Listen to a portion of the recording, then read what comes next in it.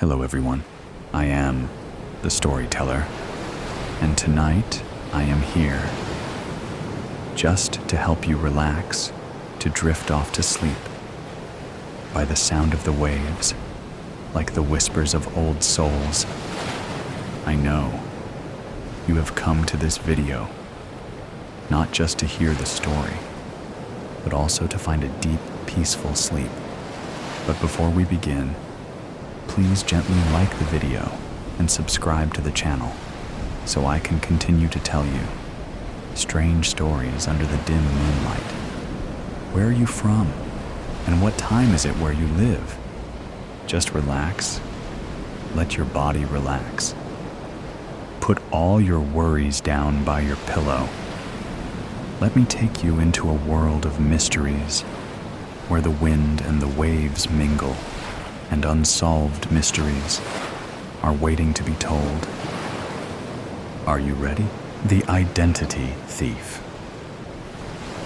This is the hunter's badge of glory, that he protects and tends his quarry, hunts with honor, as is due, and through the beast to God is true. Jagermeister by Oscar von Riesenthal, taken from the back of a Jägermeister bottle, half full.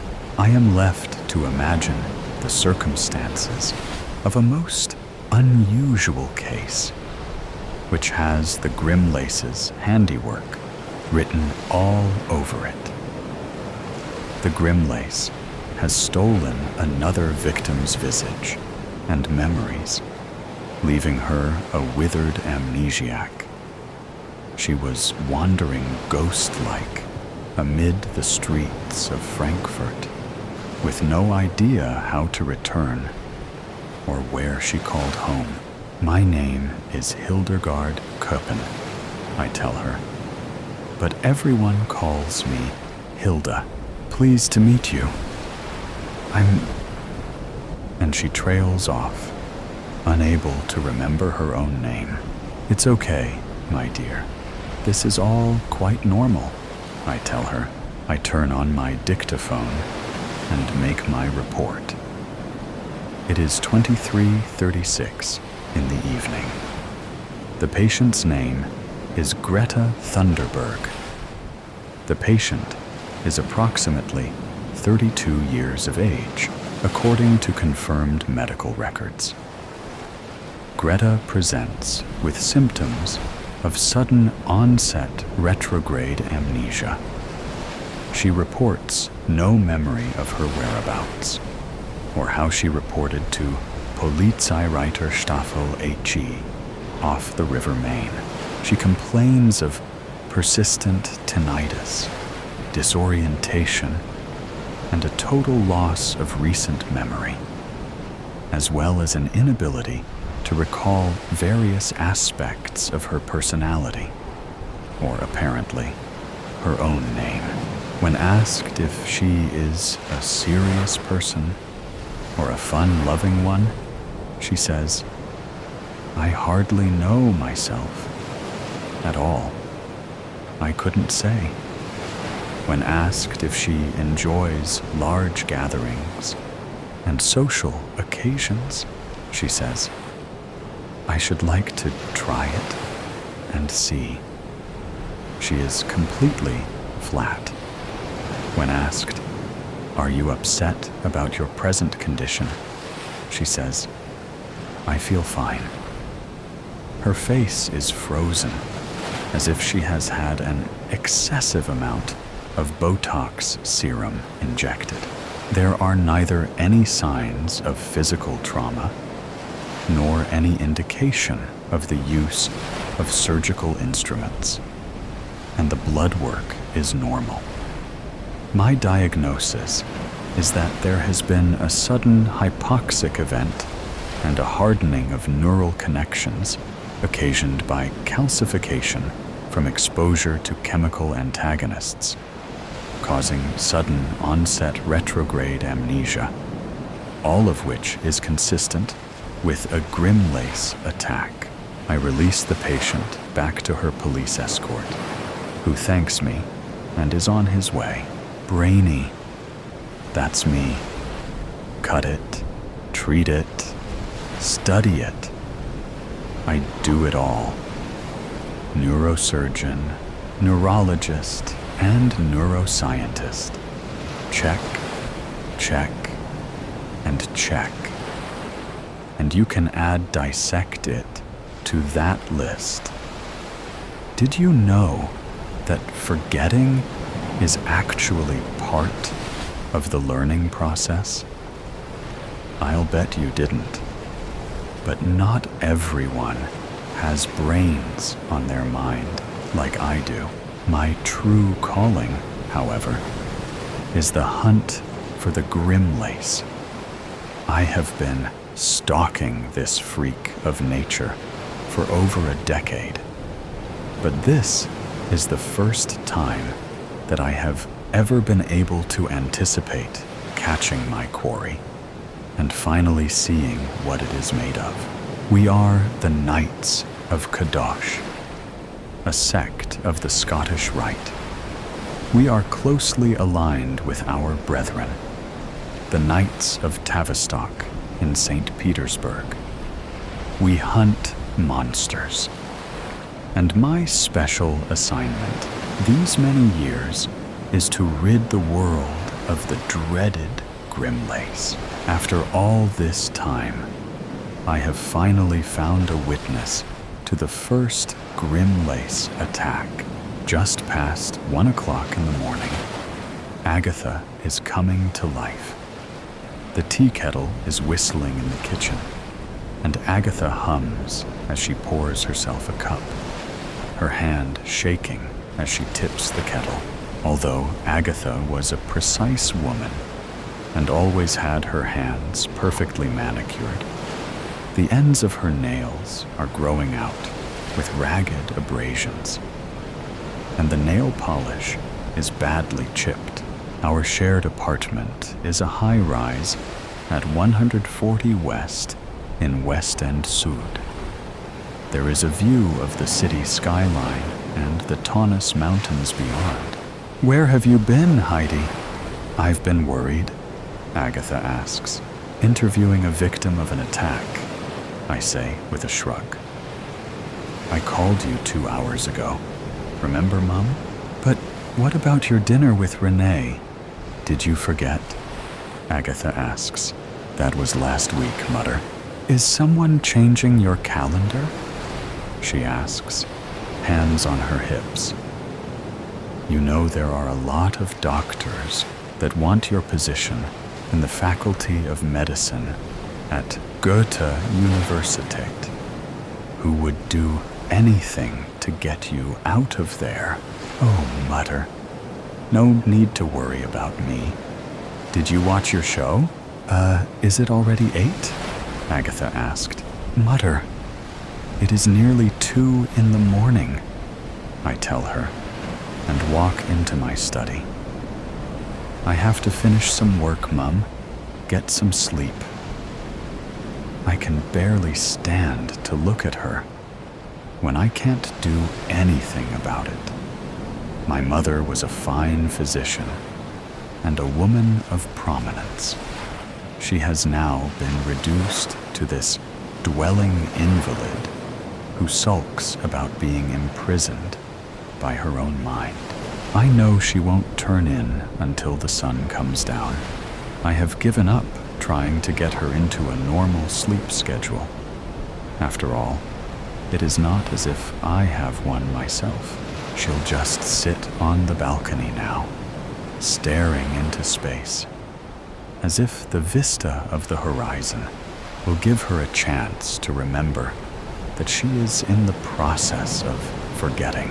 It has taken nearly a decade, but I am able to locate the stagehand who was present the night of the first Grimlace attack. The English theater was playing Saint Joan of the Stockyards, and Diril Verloren had top billing on the playbill. Louise recalled. I've heard of that play. He was playing the meat-packing magnate, Pierpont Mauler, Louise says. And you were there, watching from behind the curtains, during the entire play? I ask, jotting notes. Not the whole time, Louise says. Where did you go? I ask. At one point, I ended up going out back in the alley to have a cigarette and found the understudy, Raj, speaking with a strange-looking woman. Louise says. We will come back to that, I tell him, blowing at some hair that has come untucked from my ponytail and is dangling over my left eye. What did Diril look like? Diril was a tall man, about 6'4", just stunning. He had a lean, lanky build. His coiled hair hung down in a shag cut. He had large, straight, white teeth that gleamed in the stage lighting. He had really bad ADHD, with a cutting, manic intellect. He was always gesticulating and animated, and always at an 11 out of 10. Louise says, was he under the influence of anything? I ask, other than his own self-importance and fame. You mean amphetamines? Adderall was pretty standard. Breakfast, lunch, and dinner, Louise said. I think that addiction is an impermanent solution to a permanent problem. How was the performance? I ask. He was a star. I remember his voice rising to a crescendo as he said, "Oh, everlasting slaughter." Nowadays, things are no different from prehistoric times, when they bloodied each other's heads with iron bars. It was quite the performance, Louise said. The words set off a spark of revelation as I struggled to understand my prey. I think of the price of fame for a performer. One must corral and direct a revelatory energy. From the crushing terror of the stage, the spotlight that leaves one exposed and vulnerable, an artist must mine this energy for a competence that once achieved is received, applauded, and becomes the most addictive of drugs. Yet the act is separate from the actor. The skill is separate from the skilled. The applause is not love, but mere recognition. This is not connection. There is a deep spiritual appetite in all of us for true connection. Nothing looks like a better cure for being invisible than fame. And yet, fame is the great invisibility cloak, a mask more isolating than a veil of solitude, for it expunges the person altogether, elevating their vocation and placing all value in the performance of their craft. The person behind the act starves and is strangled and becomes a slave to their role. I think of how similar this is to my mother's spells of dementia and the forgetfulness brought on by Alzheimer's. In between those shining moments for her when she has clarity of thought, in between those turns upon the stage, both die and fade into oblivion. Returning from my daydreams, I ask, did anyone have any reason to wish him harm? Just Rach Egeman, a little worm of a man. That is what we called him. Irm the Worm, ever since he played some slithering stock character named Irmin. Name just stuck. Anyway, Rach was next in line for the male lead on one show after another, and he couldn't get anywhere with his career with Deerl in his way. He had the acting chops, but he wasn't a star. He was short, unmemorable looking, just average in every way. Whereas Deerl was extraordinary all around. It was never a fair contest between the two of them. And you say you saw Rach speaking with someone in the alley during the show? I ask. Why, yes, in fact, we knew her. She was a stage designer, a mystic gypsy from the outskirts named Emile Scioli. A real loner, if there ever was one. She was a sharp-featured woman of about 70, thin as a bird, with a long pea coat. Always wore a blue amethyst Hamza on her neck. She was smoking a Marlboro cigarette impatiently, Luis recalls. Did you overhear what they said? I ask. Yes. Did you bring what I asked? She said, stamping her foot against the bitter cold. Then he responded, I have it. That was it. And then he rushed back inside with something in his hand. So what happened next? I asked. At some point, toward the end of the play, Deerl collapsed. When he came to, he was like a man possessed. He began pacing the stage, and then as he looked out over the audience, he screamed at them as if a wild animal baring its teeth and growling to keep a threat at bay. And do you know what caused this transformation? I ask. No one does, Luis says. Are there any working theories? I inquire. There is a rumor that Aisha was deeply jealous. Apparently, Rach had originally been cast as Pierpont Mahler. It was all settled. The playbill was printed. But then Deerl called the theater director and said he was interested in the part. They couldn't refuse. So Deerl upstaged Rach right when he had his big break. Rach could not forgive it. He went off in long tirades.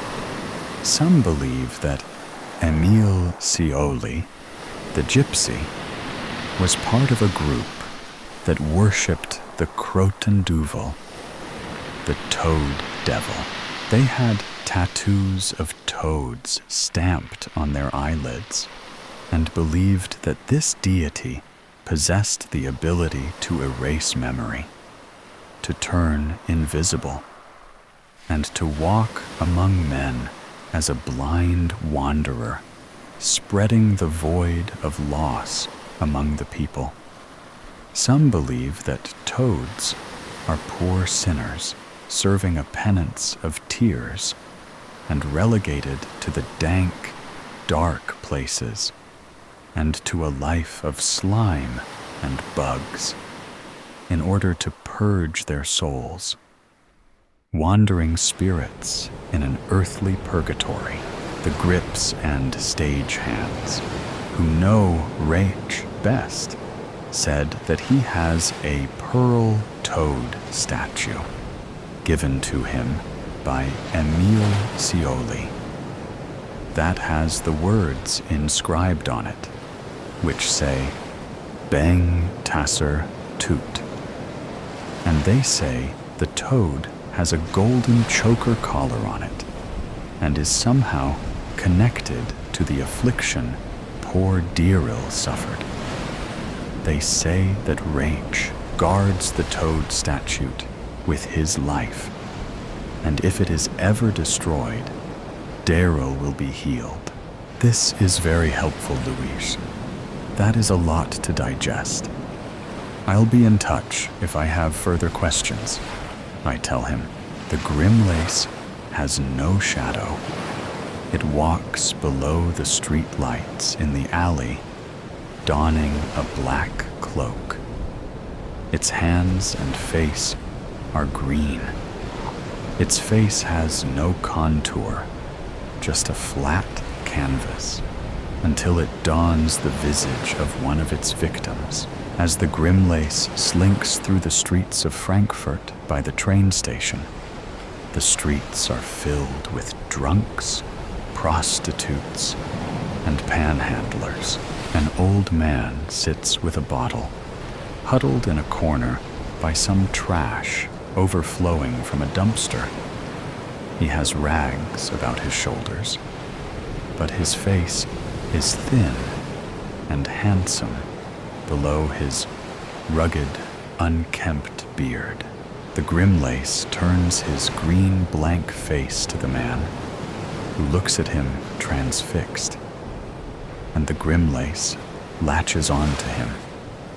A beam of translucent, opaque jelly forms between them. The bond, and the grim lace slinks in, bends to his knee, and draws out the man's visage, the man's memories, and shrinks within his robes to the height of his victim.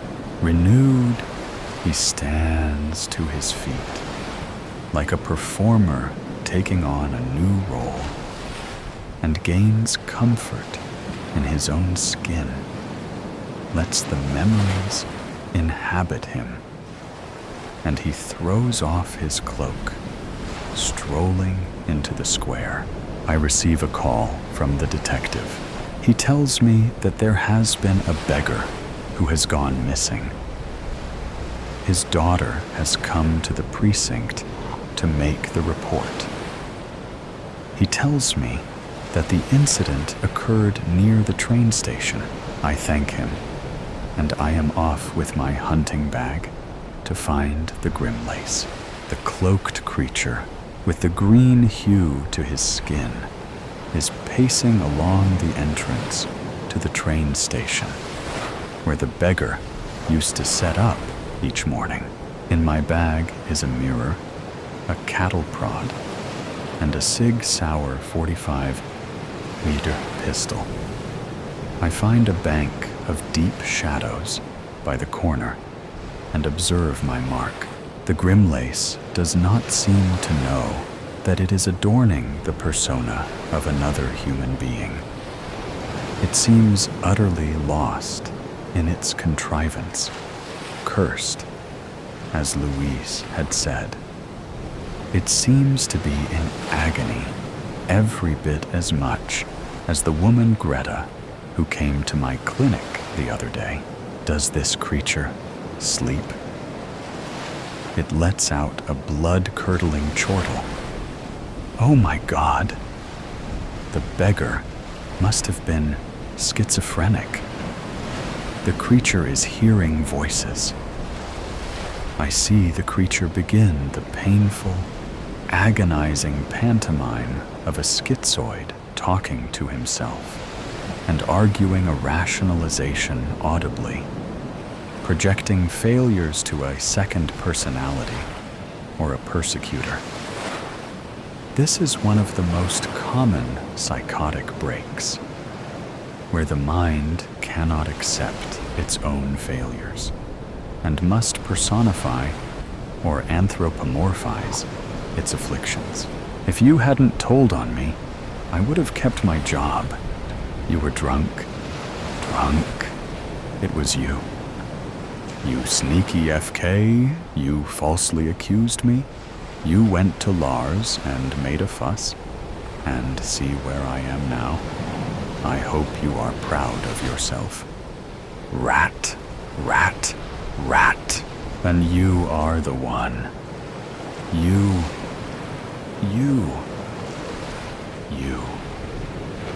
A drunk. An ingrate.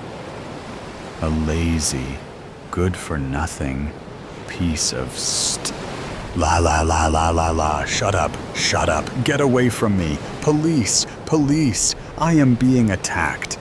Ow, ow, stop, get away. I didn't touch you.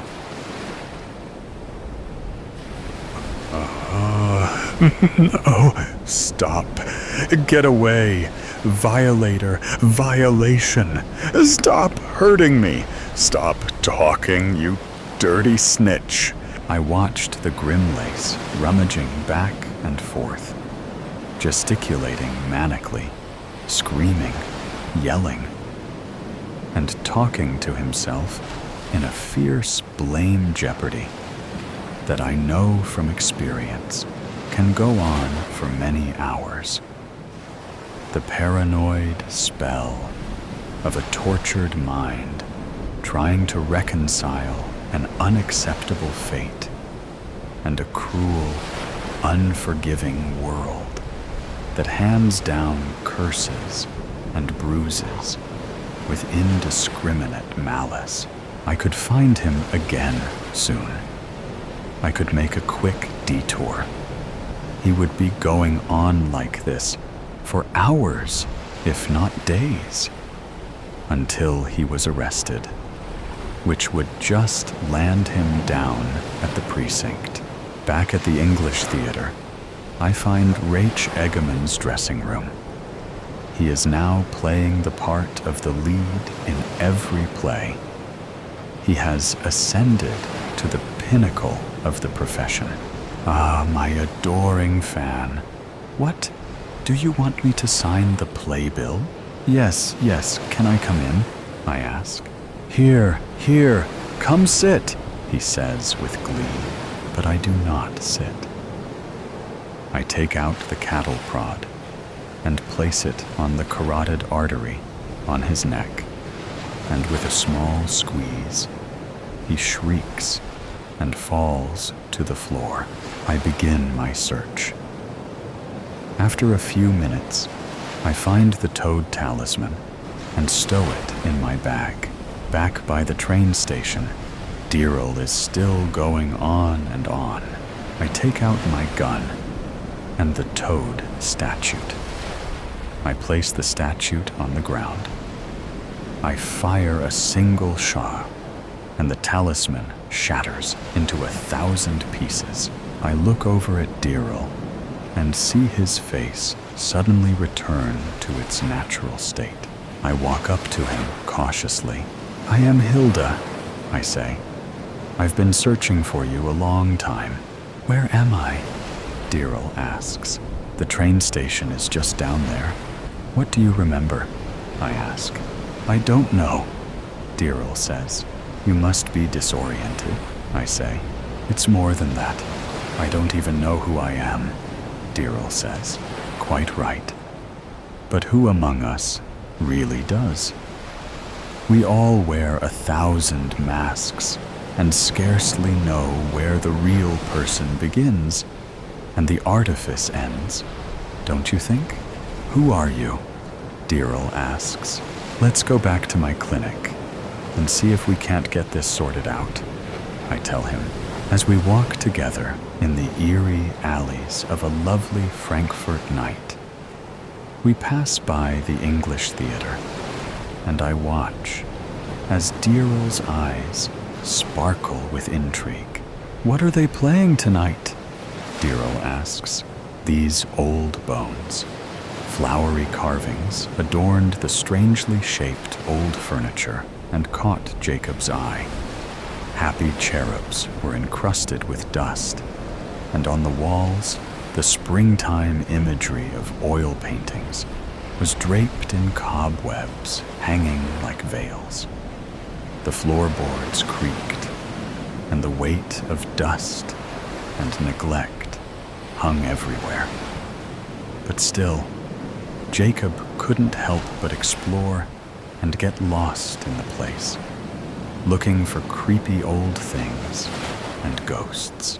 At last, he made his way up to the attic, which was pierced here and there by shafts of dust-specked morning light shining through the windows. It was filled with boxes and countless old and broken things, and it smelled musty and faintly of the sweet smell of rot and aged tobacco. Altogether, the scent spoke of a long history and was not entirely unpleasant. Stacks of magazines were spilled on the ground, and a ratty mannequin was wearing a straw-colored blonde wig. On one side, a line of well-worn teddy bears of various sizes stared back at him. Suddenly, his foot slipped on something, and looking down, he saw the parchment-like paper of architectural diagrams lying buried under a thick layer of dust. Then, at a small desk nearby, a black and white photo album lay open, revealing pictures of distant relatives he had never heard of. All in all, it felt like a strange old museum filled with oddities from centuries past. But he couldn't shake the feeling that something truly creepy was indeed hidden here, and he wasn't sure that he wanted to play hide and seek with it. He was about to turn and leave when suddenly he felt goosebumps on his neck. He heard a girl's voice sweetly humming a song he did not know.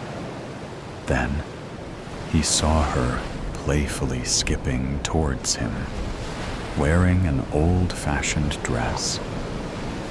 She shimmered transparently, light blue and opalescent. She was swinging her arms by her sides, her eyes sparkling with mischief as she peered at him. And somehow, he forgot to be afraid. "Hi, my name's Jacob. Aren't you a ghost?" he asked her, his brow furrowed. "It's so very nice to meet you, Jacob. I'm Mildred," the little girl said elegantly, before curtsying. "And yes, I am a ghost. Isn't it obvious?" she added, with a teasing smirk that somehow got under his skin. "Don't tease me. It's not every day that one meets a ghost, you know? That's true. And in my case, you can only see me on Halloween. It's when I get to play for just one day a year," Mildred said. And then she jumped up into the air, her ethereal substance warping and elongating, rapidly funneling into the ear of a nearby teddy bear. "Why, hello there," she said in a mock teddy bear voice, waving the bear's paw. "That's so cool," Jacob said. "Yes, it's quite fun. I can animate a lot of things. You want I should go into your parents' car next?" she asked, with a mischievous grin. "Nah, I don't think they'd appreciate that," Jacob said pensively. "But let's totally find other things to try." Then, as Mildred stepped out of the bear, Jacob paused a while before speaking. "Hey, why don't you come trick-or-treating with me tonight? You can use the biggest bear and pretend it's a costume. What a great idea. I can't believe I never thought of that. Or maybe I just never had anyone to go with," Mildred said, her expression growing bashful.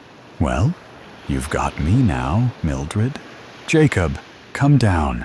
We're going to go visit the town," his mother called out from the floor below. "Hey, I'll be back real soon, okay?" Jacob said. "Right. I'll be here waiting for you." Mildred answered with a nod. Later in the day, it had grown dark, and Jacob came up the ladder, holding a lantern in one hand. My mom's got a bunch of candles burning downstairs. She thought that it would be cool to use candles inside the pumpkins. Some of them are scented, but I hope you don't mind the smell. Your mom sounds pretty fun. And also, I can't smell, silly. I'm a ghost. Right, Jacob said, slapping his forehead. Hey, Jacob. I have a secret to show you.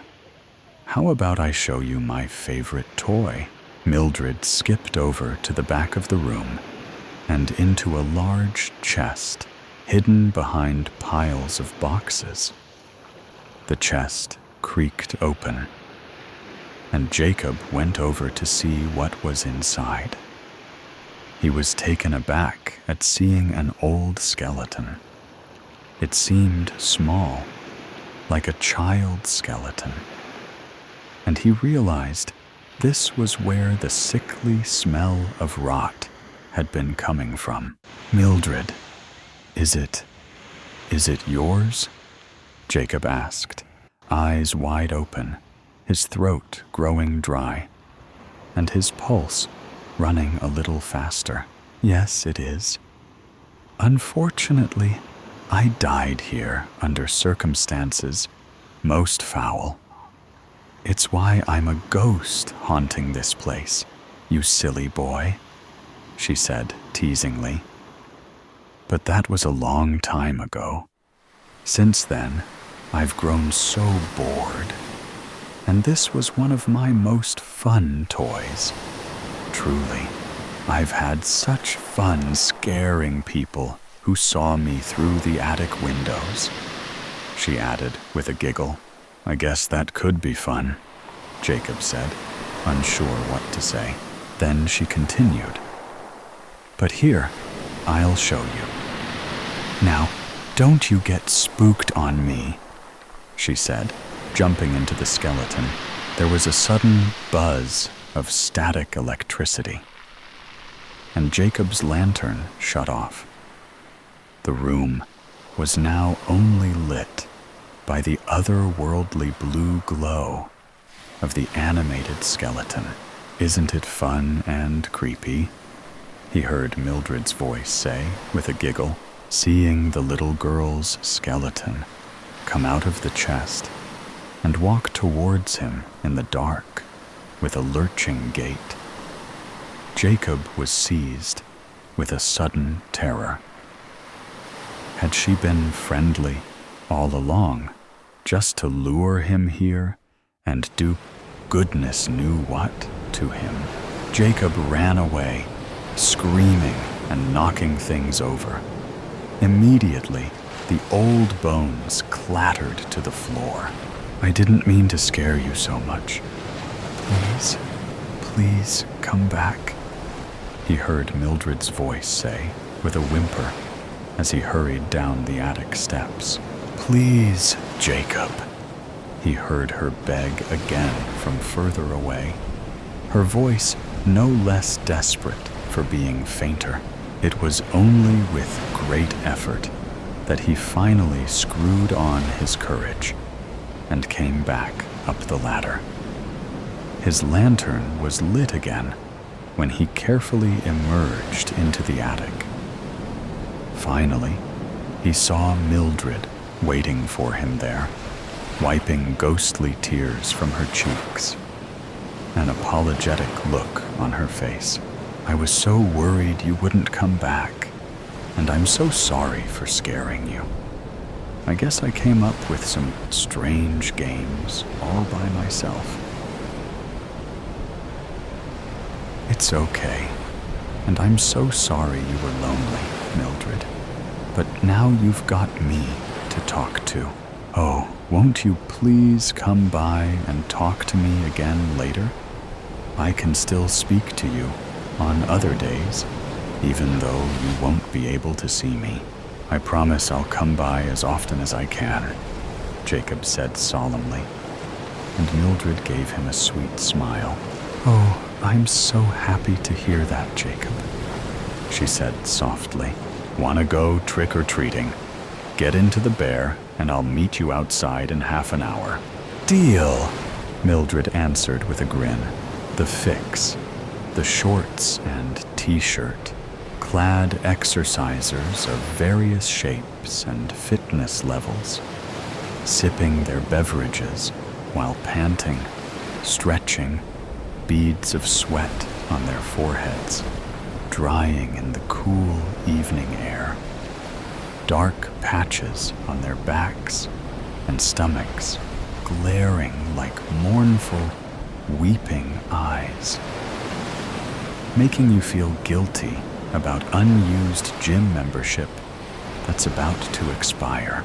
The tap-tap-tapping keyboard pounders, lost in worlds of their own creation, focused on the words appearing on their screens, working or creating for themselves or others.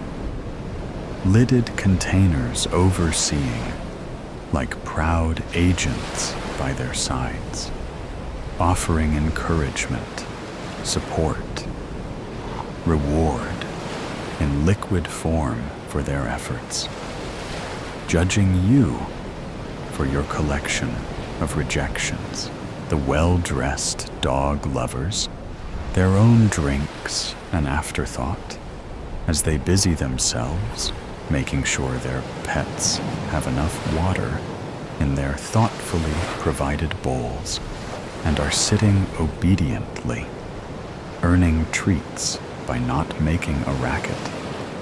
Walker and walkie taking a well-earned rest before heading home, reminding you of haunted rooms you can no longer return to.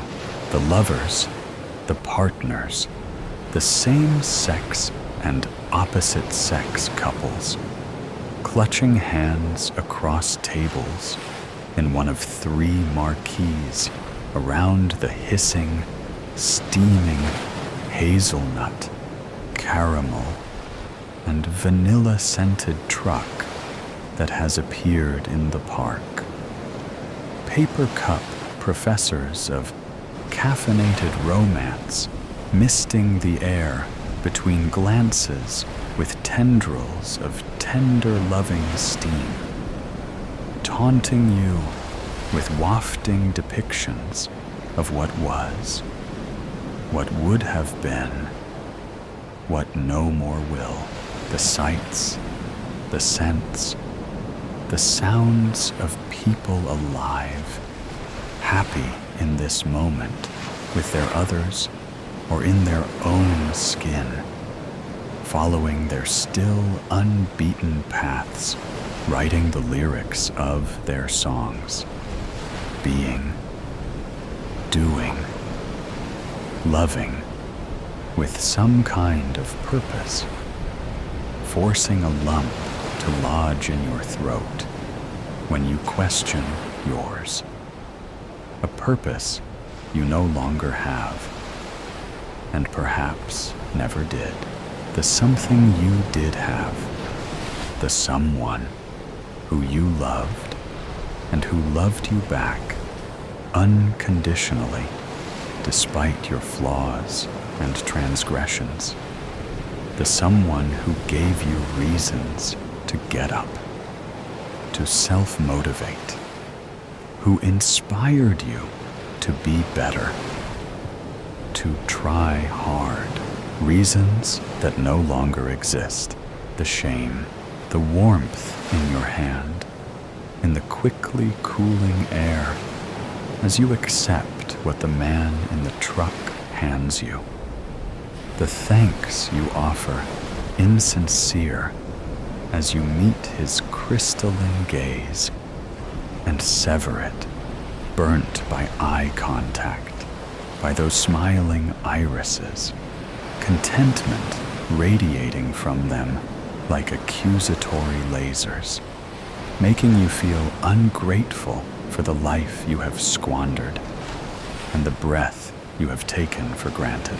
The glitch-like, stuttering awkwardness with which you turn from that man in the pristine white apron and peculiar cocked red beret, refusing the lid and the napkins, head hung low as you seek out the most isolated table in the most empty marquee, ignoring all others as you move towards it. The laughs and snippets of conversation from people in person or on phones, chatting to family, friends, loved ones, giving household instructions, finalizing meetup plans, complaining about workloads that are stressful, making you wish you could call her about such things, making you aware of how much you threw away, the jerk of the head when you accidentally meet a woman's eyes, the ignoring of her friendly nod and greeting, the severe swerve in another direction, to slink into a seat in a lonely corner, the escape, the length of gauze wrapped around your knuckles, successfully preventing color seeping through, the clean vinyl tablecloth on the rickety picnic table, the coarse wooden bench tucked beneath, the absence of someone taking a seat beside you with their soy milk, gluten-free latte, and blueberry muffin, the swaying attendee dressed like the vendor in beret and apron, but beyond that clad in denim, head to toe, feet strapped into hobnail boots, meandering from table to table, marquee to marquee, like the needle in a broken compass that can't find north. Cloth in one hand, multi-purpose cleaning spray in the other, squirting, wiping, cleaning in no rush, smiling to no one. He ambles, a grateful glint in his green eyes, the smooth, milky liquid in your mouth as you lift your uninjured hand and tilt your head back. The difficulty swallowing the lump, the warmth flowing into your chest, melting the frozen surface of your cracked, glacial heart, the guilt, the thought of the note in one jacket pocket, the words for your mother, the apology, the weight of the newly purchased box cutter in the other, the shameful plan, this unexpected stop on the way to execute it, the coffee truck and setup that wasn't there that morning or ever before, when things were normal, the same, when you tried and made an effort to be strong, when you were wanted by someone better than you, though you had little to offer, the rising, silvery disk squinting behind jostling clouds, the quieting day, the fading light, the blinding, screaming, retching recollections of champagne and cake and celebration for a writer's work selected for publication, the realization of a long-held dream, the receipt of long-awaited recognition, the saccharine sweet story of success, but hers, not yours, the act, the other attendees, oozing out of the truck, also in aprons and berets, with eyes that stir and probe, smiling as they enter the marquees, nodding at patrons, pleasant, friendly, nice. Busying themselves, loosening ties on poles that hold up side panels, letting white PVC barriers drop to the grass, shutting out the park, the trees, the darkening sky, the faint lunar reflection, broken and distorted in warped, uneven plastic windows. The people in your marquee and others finishing their drinks and standing up, prompted by this closing up routine. The wooden panel in the truck's vending window swinging shut, the shuffling of feet and yapping dogs, the froth and bubbles in the golden brown liquid in your hand, spinning as you swirl it round and round. The lowering level of the fluid as you lift, tilt, gulp, watching it diminish like time. The last marquee, side panel, dropping, trapping you inside like another prison, beyond the ones of meat and bone and thought. Your cellmates making for the loose, hanging flap that is an out.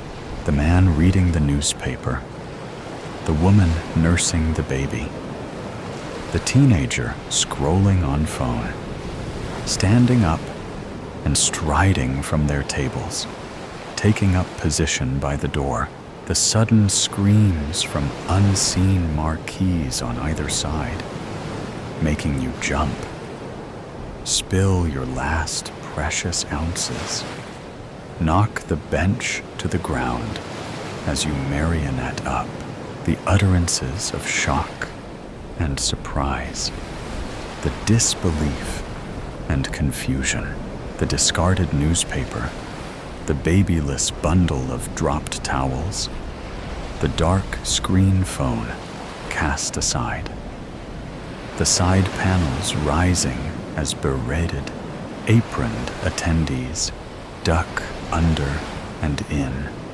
silent, smiling, shifting like sidling snakes, the flash of pointed teeth as their lips splay wide, the panic, the joggers, the dog walkers, the writers and bound in love souls, pounced on by newspaper reader, fake baby feeder, pretend phone, scroller, and others, knocked onto tables and to the ground, clawed and pawed, clothing torn, chests and necks exposed, the yelping dogs that escape into the night as masters and mistresses shriek, the box cutter in your hand, your finger on the switch, the blade click, click, clicking forth,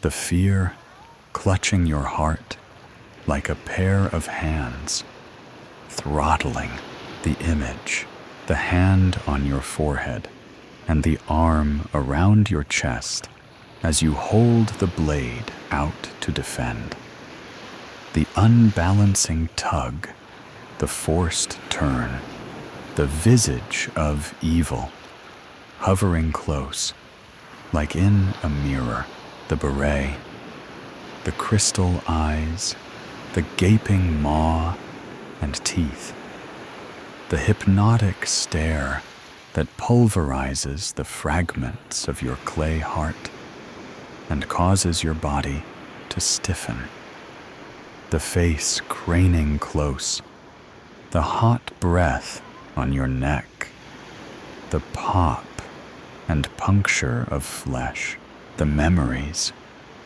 broken glass, shouted insults, anger bloomed from the seeds of perceived failure, raised fists, temperatures, voices, bruises and blood, the teeth sinking in, cold like daggers of ice, the frozen lips clamping to flesh with rubber-like suction. The precious source of life exsanguinating out her face, screaming her dismay. She gave you everything, all her trust and faith, her support. She believed in you. You let her down. The death of love, the box cutter, propelled by instinct, blade slicing through tissue-thin flesh, serrated edge carving up gristle, the steaming, warm essence of all things that live washing over your hand, the gauze bandage stained red at last, the chuckle in your throat as a monster drinks its fill, the realization of futility as a monster surrenders, the smile on your lips, the roll of your eyes, the abandonment of hope and acceptance, the curse of being a coward to the end, the story. What was the story? What was it called? The relief, the story, the one that she wrote, the one about vampires, the release, the vampires who get their caffeine fix from blood, the revulsion, the blood that drains out of your veins. Now the story is yours. Cockroach Girl, the floor underneath. Barry shuddered and swayed as they took a tight corner. The clattering whoosh of the dark tunnel drowned out the tired silence of the other commuters. Barry's sweaty hand threatened to slide loose from its cold metal pole, so he adjusted his grip and tried not to think about what had made it so sticky. Multiple people had relieved themselves in this car over the course of the day. The sickly sweet mixture of vomit and tangy excrement churned his stomach, threatening to dislodge the chopped salad he'd had for lunch that afternoon. Barry felt the gray-haired woman next to him shift away from his lifted arm in disgust. He enjoyed the small reprieve of the starchy fabric peeling away from the wetness of his underarm, where it had been chafing all day. There was nothing to be done, he thought bitterly, unless she wanted him falling into her lap. He could smell the baby powder wafting up from her hair and the crusty perfume from a bottle that should have been thrown out years ago. Barry threatened to go flaccid at the idea of her wrinkled, fat body jiggling under her itchy wool cardigan. She should be so lucky, he thought with a sneer. Barry turned his attention back to the more desirable object of his affection, the girl at the other end of the car. He felt hot blood rush toward the front of his groin, making it bulge against his tight polyester dress pants so hard he could feel the metal zipper of his fly dig into him. Barry couldn't take his eyes off her proper legs pushed together in an effort to take up as little space as possible and attract as little attention as possible. Her tight, office-appropriate skirt hugged her hips and thighs, exposing bare legs, freshly shaven. He could tell from here She squirmed under his gaze. Barry adjusted his pants, even though no one on the bus was looking at him. He liked feeling like a potential threat. Barry knew he wasn't trash like the vermin around him. They all followed the rules. They went to work in their maze-like offices. They ate paste from tubes that barely resembled food. Humans were supposed to be apex predators.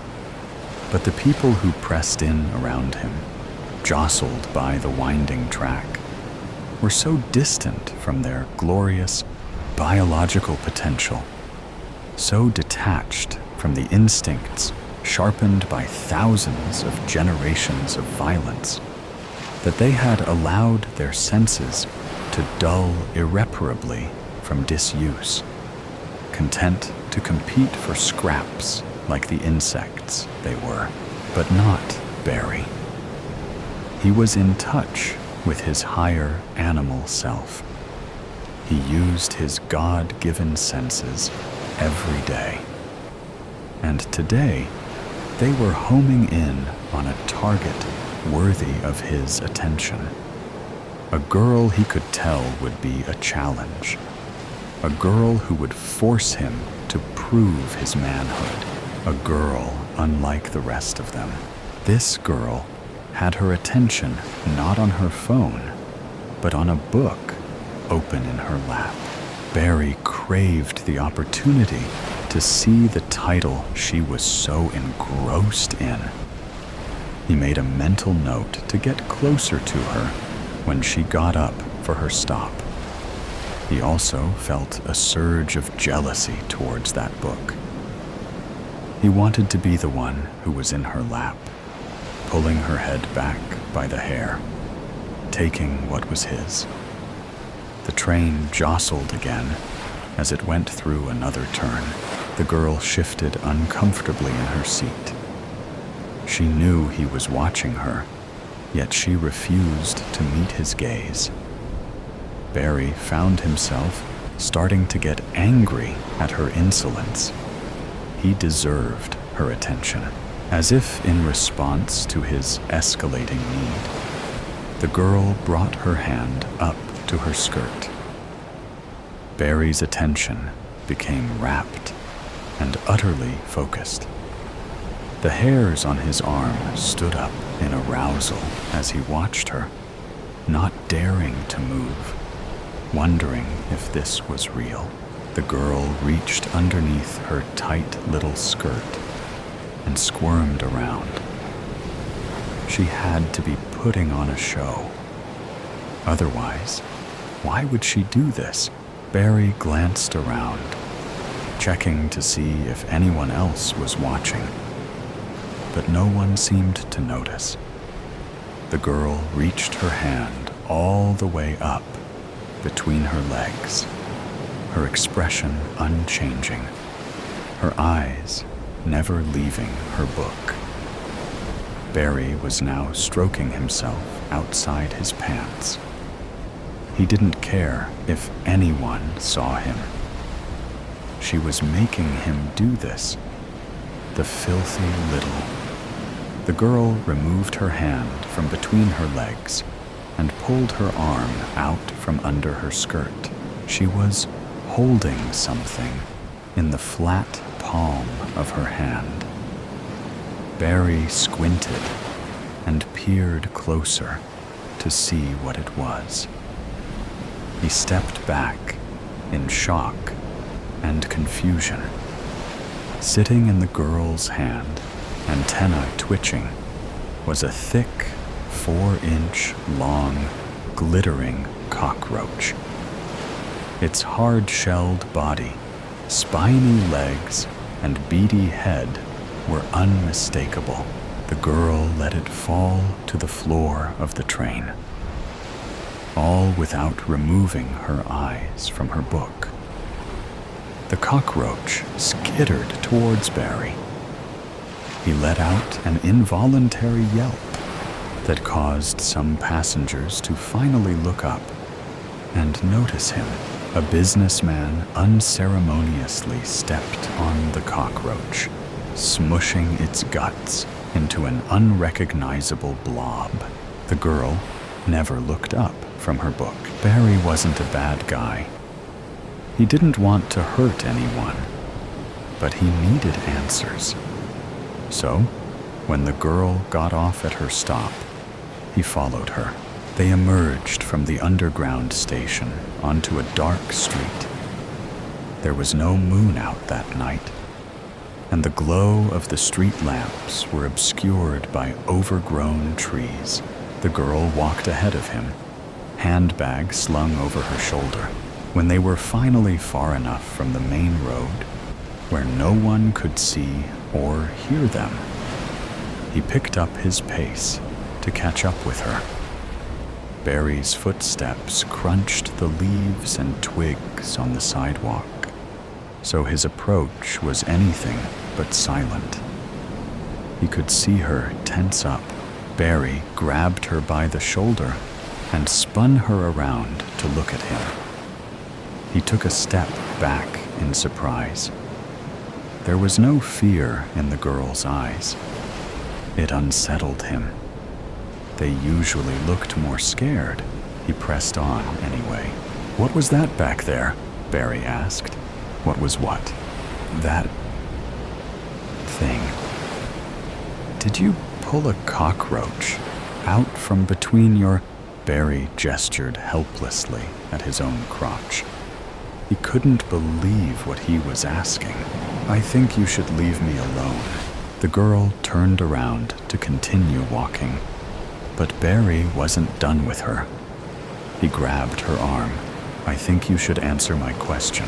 "I don't owe you anything," the girl said, looking him dead in the eye. This disturbed Barry more than he cared to admit. They usually struggled to avoid his gaze. He was in uncharted territory, but he couldn't turn back now. His cock twitched hungrily. Maybe this could be fun, Barry tried to convince himself. He could break her. That would make this feel more earned, more challenging. He had been starting to get bored with his targets. Centuries of comfort and complacency had left the modern woman weak and pathetic. "I'm not done with you yet," he told her. Barry pushed the girl up against the retaining wall next to the sidewalk. This was usually when they screamed, but the girl didn't scream. She pushed him back. "Get off of me," she said forcefully, but Barry would not. He could not. He had come so far. He needed to know. He wasn't just here to satisfy his own primal needs. No, not this time. He needed to know what she had down there, what she was hiding from him, how she was able to produce. The girl kneed him in the groin, but Barry was not an amateur at this. He expertly leaned back to avoid a direct hit while still keeping his forearm against her chest, pinning her up against the wall. He pushed her knee to the side. "Hold still," Barry told her through gritted teeth. He was starting to get angry. "This will all be over soon." At last, he managed to reach up under her skirt and pull her underwear to the side. She had stopped struggling. He was grateful. Once they were convinced that there was no way out of this, they always ended up enjoying it. They would never admit it, but he could tell that they did. The girl was looking at him again, calmly. "Don't do that," Barry told her. Don't do what? Look at me like that. The girl laughed. You can't control me, she told him. You're a dead man. Barry slapped her across the face. It was his turn to laugh. It was a humorless, forced laugh, mostly designed to disguise his fear. You don't know who I am, he told her, more to convince himself than her. You don't know my name. They'll never find me. Barry put his fingers in the space between her legs, relaxing into his victory. She was smooth, freshly shaven, just as he had predicted.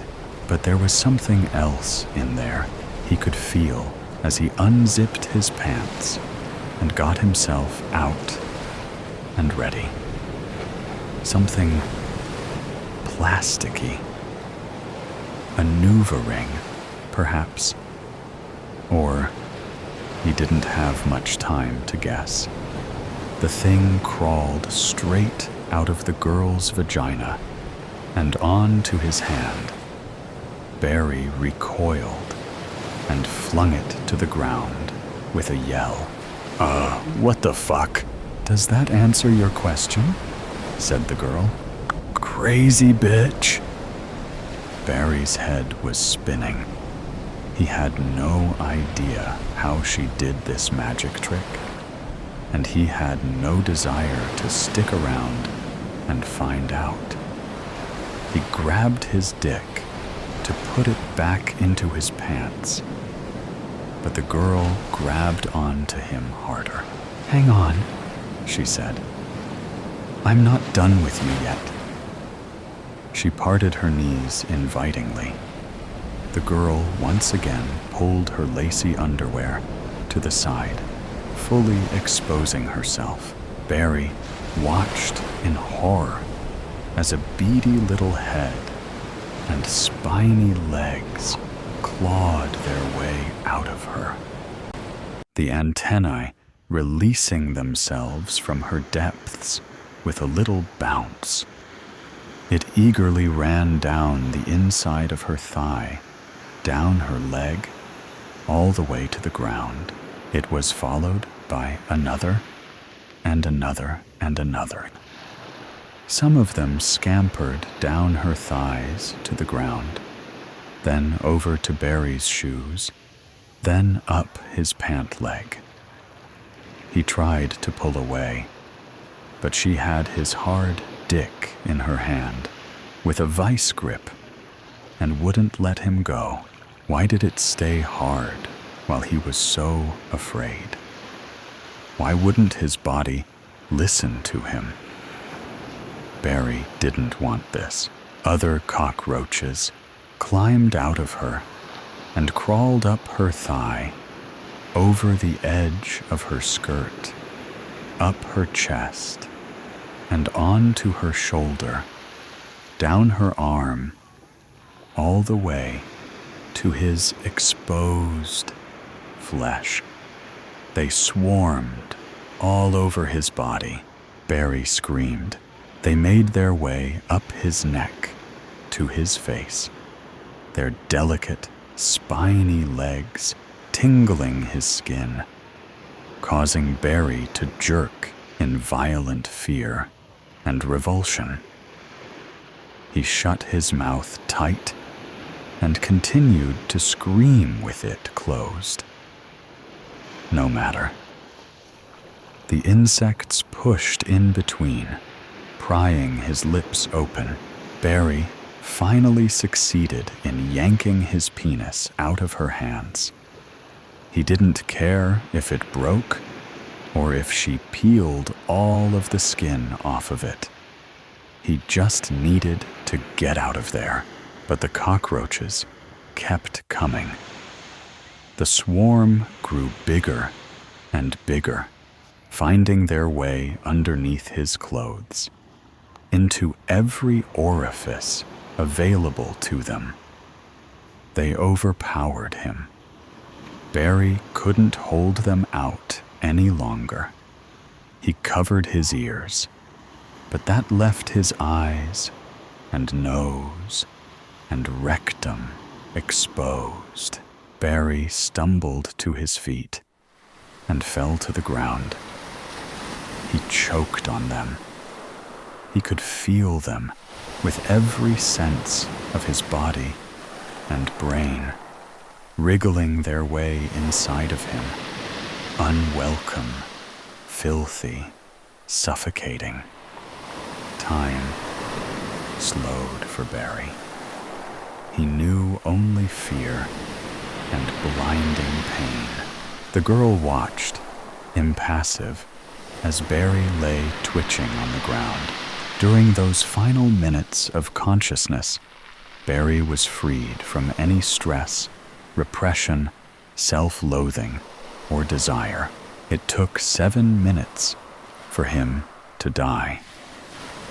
After Barry's body grew still, the girl picked her purse up off the ground where it had fallen. She hung it back on her shoulder and continued up the sidewalk on her way home. She left her babies behind to nibble at his corpse. Eventually, they got bored. The cockroaches scampered off into the night to scavenge for bits of food, hoisted into the dumpsters behind the dimly lit bars and tightly locked apartment buildings. Their grotesque image kept them safe. Fear kept them hidden. Disgust allowed them to move freely, unbothered in the shadows of the city. Like the girl, they were survivors.